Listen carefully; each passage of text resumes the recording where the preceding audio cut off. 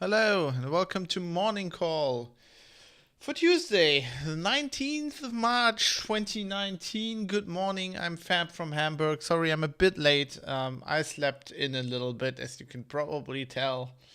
And also then got distracted by my good friend Dave with some Star Trek Voyager music videos. So, yeah. Really no apologies for that. Before we get into the tech news for today, I would like to thank Clove Light and Galtaran, who have resubscribed. Thank you, much appreciated. And Crouton and Sonnenmacher, hello and welcome. Thanks for following. So that's pretty good. I'm hyped about that. So let's get you the tech news, because this is why you're here. Either that or because you're procrastinating at work, or both. I'm not judging.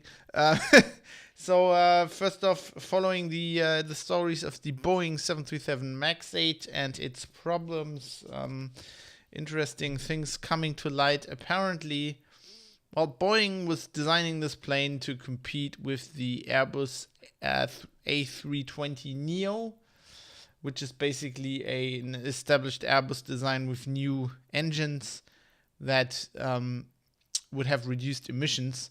And Boeing strapped the same engines to its aging 737, which caused it to, they had to change some stuff on the plane. Basically, the engines are a different shape.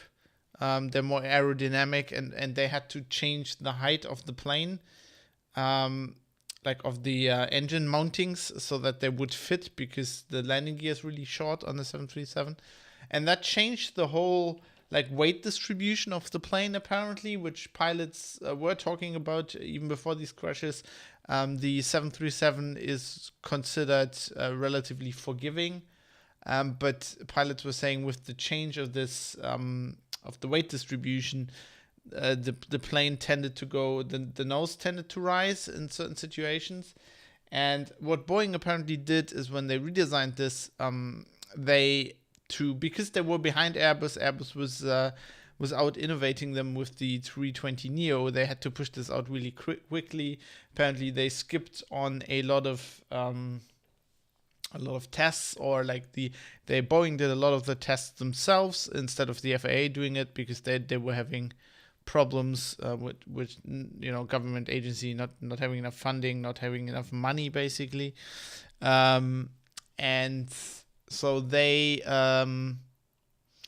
basically tried to do this really quickly, try to have it be the same like plane rating, so that pilots wouldn't have to retrain themselves for the plane. Like, they wouldn't have to be training like basically the regulations made it that this is it's a variant of an existing plane. It's not a new design. Otherwise, you'd have to have more pilot training. And basically, they had this MCAS system, the maneuvering characteristics augmentation system, was built into the plane to offset the changes they done to it. Because the engine, the new engines and everything was changing the weight distribution, and the plane apparently tended to go nose up, as I've said. They had this computer system which will have which is supposed to counteract that by trimming the rudder that the height the rudders in the back that kind of pitch the nose up and down of the plane. So the computer basically gets input from sensors and then from position sensors, and then is supposed to pitch the nose down. But apparently, so they were saying that this computer system can only do this for half a degree. They were saying before the crashes. Now Boeing is saying it's actually 2.5 degrees. And there's even apparently a bigger problem where if the system resets, so it can do like 2.5 degrees, like pitch the nose down 2.5 degrees. If the system then resets, it can do it again. If it keeps resetting, it can basically affect the whole extent of the rudder. Like it can pitch the plane down as far as it can go, which experts are saying that's really not how it should be. And there are already reports from they found a part in the latest crash that tends to it would suggest that the rudder was pitched all the way down. So I don't know. It looks like Boeing has a lot of explaining to do, and the FAA as well. It's a bit weird. So actually, I'm just looking this up because I don't think I have the wrong term. I don't think it's the rudder. Let me just wait. Oh, I'm just looking up what that's called, so I don't get that wrong. Flight control surfaces. Here we go. We're not talking about the flaps. We are talking about I think they're called elevators. If I see this correctly. So it's like basically the thing that controls. I think they were talking about the elevators. In Germany we call them basic Höhenruder, height rudders. Might have also been the aileron. I'm not quite sure. But basically the computer system is supposed to do stuff. And the black boxes from the crashes, preliminary analysis would basically suggest that the pilots didn't know what was going on, and that is kind of really bad. So one of the reasons, another problem is that apparently this MCAS, so the plane has two sensors that tell the computer the angle of attack of the wing, and apparently it's only connected to one. Boeing has already said they want to change that on previous on planes that are now produced of the 737 MAX 8. So they probably should have done that from the beginning. I'm not quite sure if that was a cost-saving exercise. Anyway, we'll keep you updated with this topic. I think this will be going on. I mean, 2 crashes in 6 months is really bad for one airplane type. That's possibly unprecedented. I can't remember any like airplane design that in its early stages was like of a big passenger design was this bad. So it's a big problem for Boeing as well, because the 737 apparently was selling really well. I'm saying apparently because in recent years I haven't flown one because I'm flying in Europe a lot, but obviously here it's all Airbus all the time. I haven't flown, like I flew in a 747 when I went over to the US last year, but that was like the first Boeing I've flown in years.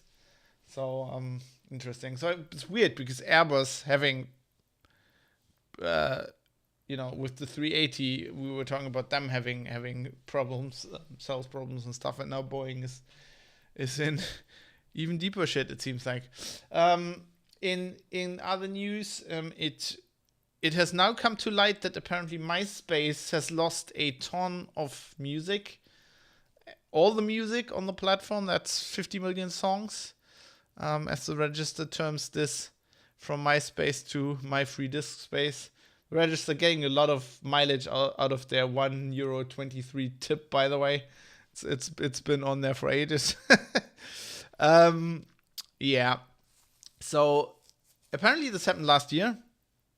So people were noticing already last year that if you go to MySpace, which was, people might not remember this, but MySpace, which was huge before Facebook, MySpace was the place to go. I mean, MySpace is one of the first of these stories where like the mass market of people in the internet just migrated, and very quickly at some point there was like a sea change basically, and everybody migrated from MySpace to Facebook, and MySpace was as good as that. But they used to be huge, and they used to be quite big about music. Like famously, Adele, I think, became famous through MySpace. With the results, we know all with Oscar, whatever, all the prizes she's gotten and stuff. So people now, they've noticed this last year, but like because MySpace, nobody cares about MySpace. It didn't make the news, but now somebody, I think on Twitter, CTO of Kickstarter, Andy Baio, was like writing about this in a blog post, and he's been he was talking about this Reddit thread and from years ago, and then basically people were complaining a year ago that they couldn't reach the music like on MySpace, and it took a while, but then MySpace said, okay, yeah, we migrated some servers and lost all the data, and people are talking about this now because even if you don't care about MySpace or the music on there, it's just like a symptom of web services having that data. And in some cases, the musicians are saying like, I don't have copies of this anymore. Like the only copy of this that existed was on MySpace, and now it's gone. And also people are saying, people who know what they're talking about generally in the tech industry are saying this can't be an accident. Like it can't be like, okay, they migrated servers. Basically when Time bought MySpace, like I think MySpace was already just saying it used to belong to News Corporation. Meredith Corporation bought Time, and Time owned MySpace, and then they migrated the servers, and apparently lost that data. And people are saying like they didn't lose it, like they deleted this, like they took it, like they might have a copy, but they're just saying they lost it because like this is 50 million MP3s like that you need to host, and that probably don't get that many hits. Like they're from 14 million artists, so it's like lots of small stuff on there, and they probably didn't want to pay for that anymore, so they just deleted it off the internet. I think this is mostly an interesting story because same thing will happen to Facebook one day probably. Like these platforms go out of fashion, and then they very quickly go into anonymity. I mean, the register here is saying they tried to contact like MySpace or the companies that owns it, and they just like nobody replied. So they're saying the register has attempted, like the message. So we're talking about the Reddit thread here, and it says the message advised contacting the company's data protection officer.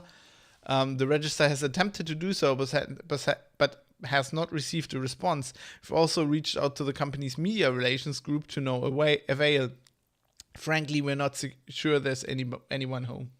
Sorry, I can't read. I'm still a bit sleepy, I guess. Need more coffee. Yeah, so I'm not saying don't put your stuff on Facebook or something, but if you do, just like keep your own copy. Always keep your own copy. Speaking of lost data, the Internet Archive is working to archive all the public posts on Google+. By the way, I love on Heise here the how they turned the plus on Google+ into like a cross, Google RIP.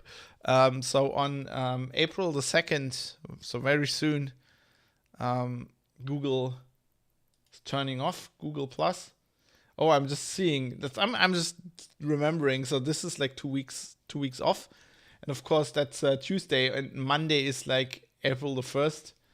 I'm really thinking of like not doing a show on April the 1st. I think I'm taking a day off because as a news journalist, that day's just hell. So I might just take that day off. I might stream something differently for you or something. I don't know. Still have to think about that. But I tend to sit out April the 1st if I can. So yeah, Google. Internet Archive. They have they assembled kind of a task force trying to they're saying they're only gonna archive public posts. So nothing that was posted privately. Obviously, they don't have access to that, and they don't want to. Also, not all the comments, because apparently not all data on Google Plus is presented in like static HTML that they can scrape and then just put onto their system. So they're going to skip that. Also, if you don't want that, the Internet Archive has a help page where you can go and tell them to delete your stuff. Yeah. So they're also saying like on Reddit they're posting how they're doing this, and they're saying we need like they're asking for money contributions because it's quite expensive saving all that data. So they're saying it's the Internet Archive is spending about $2,000 to host 1 terabyte of data. Yeah. And obviously Google Plus being shut down because nobody's on there anymore, and Google kind of for the last 3 years hasn't really cared about that.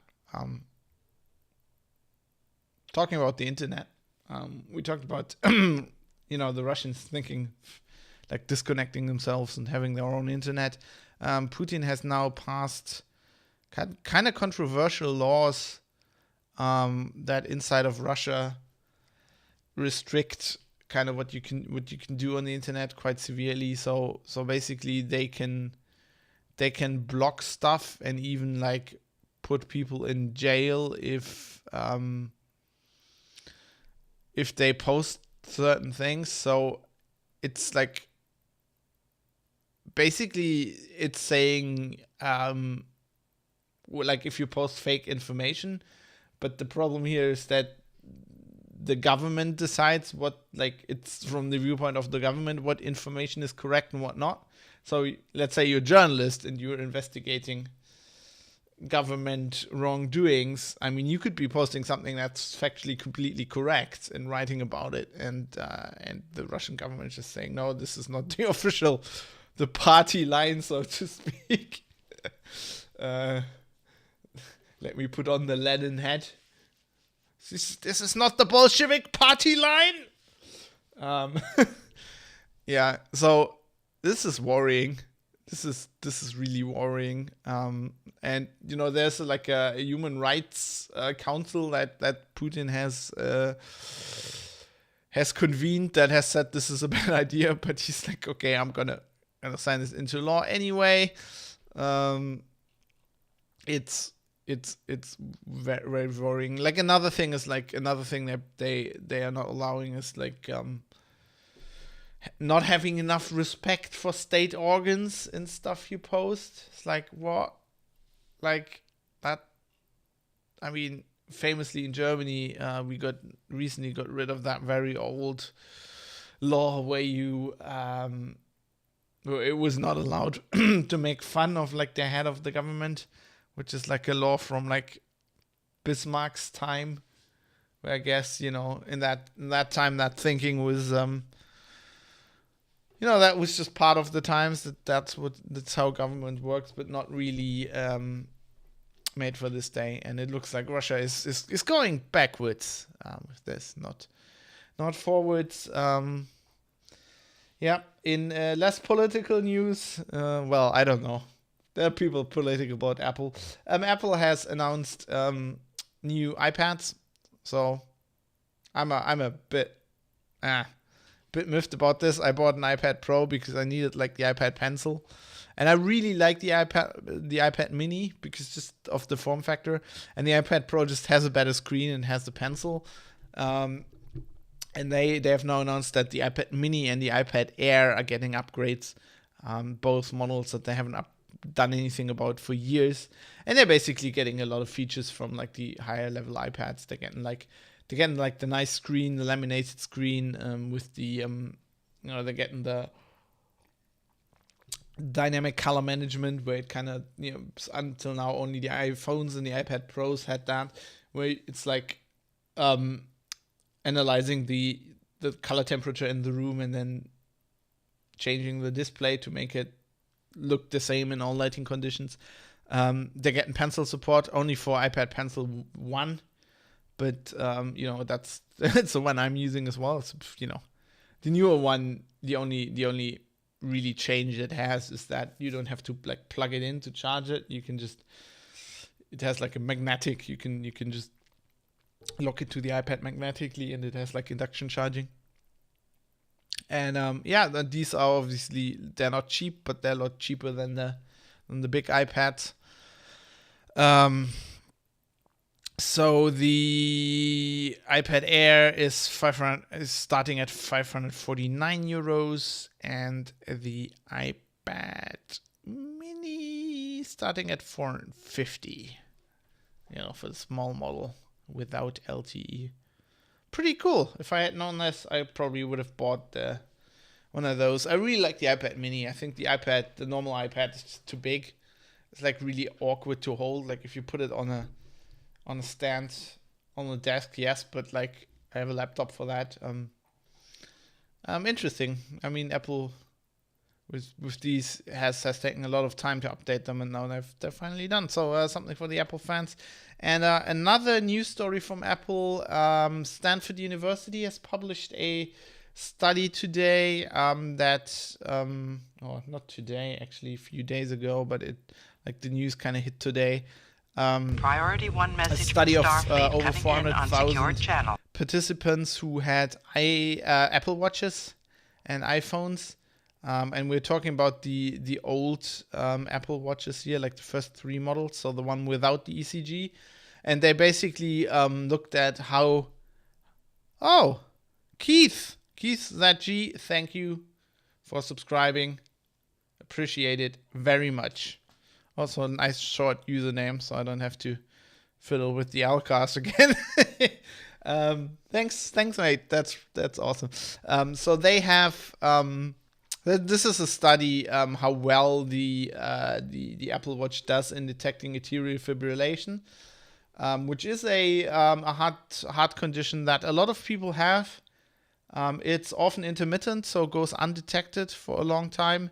It's in itself not like you die from it usually, but like it's bad as if it doesn't go untreated, and it can cause a lot of problems. It's basically your now I have to look this up. My wife would be, luckily she's not watching this. Can't remember. So yeah, it's like I was looking up what it's atrium, of course, because atrial fibrillation. It's basically if the atriums in your heart are not pumping blood correctly, this leads to your heart not being, not working as it should. My wife is she's currently in Lisbon and on a cardiology congress. So they actually, I think some of the people who did the study are there and are showing the study there today, results from the study. She's doing research in atrial fibrillation, and this is quite interesting because it's just like so generally this disease is kind of hard to, from what I understand, it's kind of hard to diagnose because you get it intermittently, and often there are symptoms, but people don't go to the doctor, and if they go to the doctor, it might be over. And you might only get it every few days or something, or every few weeks, and they just can't keep you in the hospital. So it's really cool if the Apple Watch can detect it because you're wearing that all the time on your wrist. And according to the study, they had a 71% positive predictive value. So in the cases where it warned people, in 71%, it was actually AFib. Only 0.5% of the participants ever got the warning. So basically, I mean, this thing monitors your pulse and whatever, and like the blood flow through your wrist. And if it detects over a longer time, detects like irregularities, and they're worse enough, it'll warn you.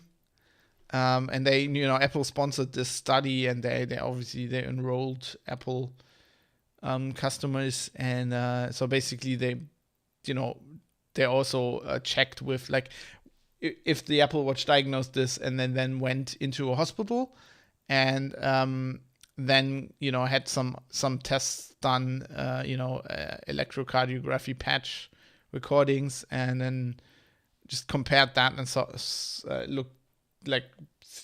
that they really had AFib. So that's pretty good, and this is the model without the ECG. That might only get better. So it seems like these wearables are actually quite good. I was like kind of skeptical when they were saying the Apple Watch could detect this kind of stuff. But it seems like they did it like really well. And the thing you don't want to have with these things is like a too high false positive rate. You want to go conservative on this, because it's the boy who cried wolf. If you do that too much, then people stop listening to these warnings. So if you warn them, you really want to have a good indication that something might be wrong. If you're worrying people, sending them to the hospital. Yeah. Pretty awesome. Amazon is building a new HQ in Virginia. It looks like Crystal City, which is in Arlington County. Apparently, they're getting a lot of financial incentives. I think $23 million.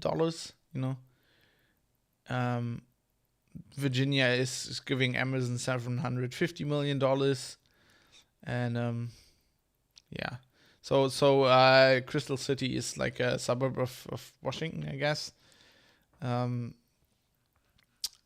It's interesting. The local citizens don't like it, but I guess the local politicians are just hoping to get a lot of like jobs and stuff like that. So might keep an eye on that. Let's see if Amazon comes up with like a nice building plan that rivals Apple's UFO building. If you're using PuTTY, there's critical security vulnerabilities that have been discovered as part of a like the EU is financing the so-called FOSSA project, free and open source software auditing, and they have like some sponsored bug bounty program, and people found vulnerabilities in PuTTY where there's a pretty bad memory corruption vulnerability where like malicious servers can access memory on the client even before like the handshake like was completely established. So it's pretty bad. Also like PuTTY, of course, if you probably know PuTTY if you're Windows administrators, like the number one SSH client on Windows, even with the subsystem for Linux now, many people still using PuTTY, and also many other GUI tools using like PuTTY's command line interface in the back. I think what SQLM here saying FileZilla is using it, WinSCP is using it, and they're also fixing these security vulnerabilities. So get your fresh PuTTY, and if you're using SSH clients on Windows and it's getting updates, then better install those. PuTTY, I don't know how do you I always say PuTTY, but it's also available on Linux, by the way. I don't know why you would use it there. And an interesting story that I kind of want to highlight, because people often think that like I hear this a lot, like from people that are tangentially like connected with like security stuff or interested in security stories. A lot of people seem to think that encrypting something just fixes all the problems, and sometimes it doesn't. So here's a nice story about, last year Netflix published this thing called Black Mirror Bandersnatch, which was like an interactive kind of movie. So you at certain points in the story you could like select one of two outcomes, and then it would just continue the story. So it would like, obviously you would, in the Netflix UI, you would select one of these, and then it would like stream the accompanying video. And of course these, well, I say of course, but yeah, not of course, but these, this communication, these data packets back to Netflix were encrypted, and, state of the art encrypted. So, TLS. But researchers have now found, I think Indian researchers have now found that you could still tell what choice a user made. This is reporting on the register here. So basically, so the Netflix client, in this case, Netflix in the browser, is sending like a JSON file back to Netflix, and that is encrypted. But as the register quotes here, our experiments revealed that the packets carrying the encrypted type 1 and type 2 JSON files, so this is like what option, did the user press, that the encrypted type 1 and type 2 JSON files can be distinguished from other packets by the SSL record length, which are visible even from encrypted traffic. So this is what's called a side channel attack. You're not attacking the crypto itself, but by other factors, sometimes timing, sometimes packet length. Like here, you can still inform what decision somebody makes. Just something to keep in mind. Encryption doesn't help you in all cases. Another story, a little bit like this, also on the register. This headline is proudly brought to you by Wired Keyboards. Wireless Fujitsu model hacked, says the register. So there's a Fujitsu wireless keyboard LX901, which encrypts its traffic, which a wireless keyboard should. Otherwise, anybody within radio range can like keylog. But it uses AES-128 encryption. But it turns out that the receiver nonetheless accepts unencrypted traffic. So if the traffic is like, if it receives traffic that is correctly formatted but unencrypted, thereby not like verifying, I guess it isn't verifying the authenticity of the sender. So you can still, even though there's encryption in place, you can still, if you're within radio range, type characters on somebody's keyboard. Not good. And that's it for the main news. I'm gonna wrap this up now. Just two more stories. One of interest for Germans. If you're in Germany, you will know the Fritzbox, which is very well known in Germany and in German tech circles, but not outside. Pretty much, it's a router. It's a home router. Started to be DSL and DSL Wi-Fi router, and now also I mean I've got one. This stream is brought to you by a fiber Fritzbox. It's a very like for techies in Germany, it's a very very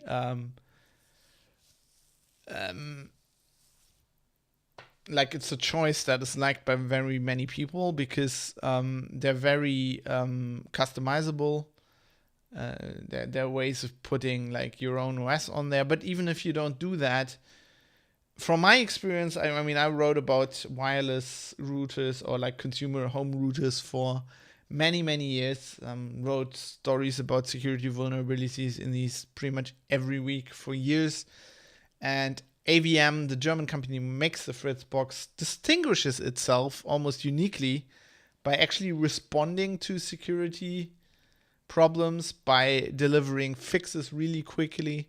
It's one of the reasons when readers asked us, like, what router should I get? I mean, usually you get one. You get one often, or almost all the time. You get one if you just with your connection, right, from your ISP. Then many techies will just put a second box behind that.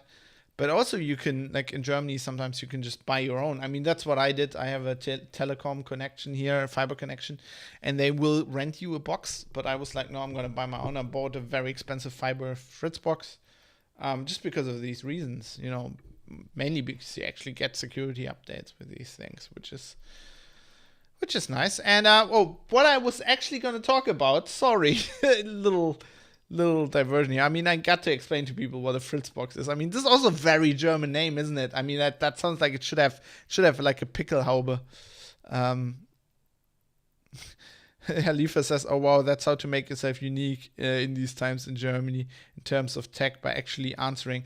Yeah, well, you know, that not only in Germany, if you actually respond to security researchers, that is the exception these days. It's sad, but it is. To get more coffee. Anyway, the Fritzbox is 15 years old now. And nice story by my ex-colleague Ernst Ahlers, who's the networking guru at CT, writing here on Heise.de about the fact that when this thing was announced at CeBIT in 2004, CeBIT, RIP CeBIT in Hanover, the Heise people were kind of like, didn't notice. They thought other things were more important. And I mean, CT has written a lot in the intervening 15 years, has written a hell of a lot about the Fritzbox, how to do like hacking on the Fritzbox and, you know, upgrades and just on new models, because like our readers, like I say our readers, I don't work for them anymore. Still write for them, but you know, the CT readers are prime customers for, like, you know, they're the techies, they're the guys thinking about what actually runs the internet connections. They would often be interested in Fritzboxes. So yeah, that's a thing. And the last story for today is a bit of a what the fuck. Here on the register, public disgrace. 82% of EU government websites stalked by Google AdTech cookies report. Rebecca Hill writing on the register. All but 3 of the European Union's member states' government websites are littered with undisclosed AdTech trackers from Google and other firms, with many piggybacking on third-party scripts, according to an analysis of almost 200,000 web pages. And this is something I've noticed in the past, that you know, with GDPR and stuff like that, even before with like the cookie warnings and stuff like that, privacy laws, often very hot on that, fighting for privacy, but then not really like following it through on their own websites of their own organizations. I've noticed this often. A lot of hypocrisy there. So turns out it's not that easy, is it? Like to do stuff like that. And I know how hard it is. Like my personal website, fab.industries, awesome content on there. It's like, it's a static page, right? I use Hugo, which is a static page generator. I just generate on my machine, generate static HTML and then just upload it to web server. And I was like, okay, there's some JavaScript on there. And I do embed sometimes. I do embed like Twitter embeds or YouTube embeds. And I'm like, okay, that's the only privacy problem I have. You know, those, I just disclaim those. And then on my side, there's no tracking going on. Nothing. I don't even have server logs. I don't care about the server logs. Because it's just a static site, right? But even then I noticed, like, I was looking at the site and I was like, why does this tool report tracking cookies? And I noticed that I hadn't even thought about that, but the theme I implemented uses Google Web Fonts, which obviously like pull the fonts live from Google, which is obviously doing tracking there. And I have on my to-do list to just turn that off. I mean, you can just put the fonts on your own server. It's not that much work, but I just have got down to do it. But then that just goes to show, like, even if you cognizant of these things and are relatively techy, often just like we don't even notice anymore. And I think that's That's a problem in the modern web, isn't it? Yeah. Oh, spilling coffee here. And that's it for today. Another massive show. I'm making up for having missed these shows. I'll bring you one more tomorrow, and then that's gonna be it for this week, because I will have to hit the road again and do some work. But next week I should be back with a full week, and then we'll need to see what I'm gonna do for April 1st. I'm not gonna do any jokes. I promise you. I will not do that. And I will probably just dig in and play video games the whole day and just ignore all the bullshit. Yeah, we'll see. Maybe I'll do a game stream or something in the morning. ITM. Anyway, have a good day. I hope you're doing well. I hope having good weather. It's like very undecided weather here. It's like rain 1 minute, hail the next, and then sunshine. So I don't know. I'll stay in the whole day anyway. Do some writing. I hope you're productive as well. And I'll see you tomorrow with more tech news. Until then, update your Fritzbox. See you tomorrow.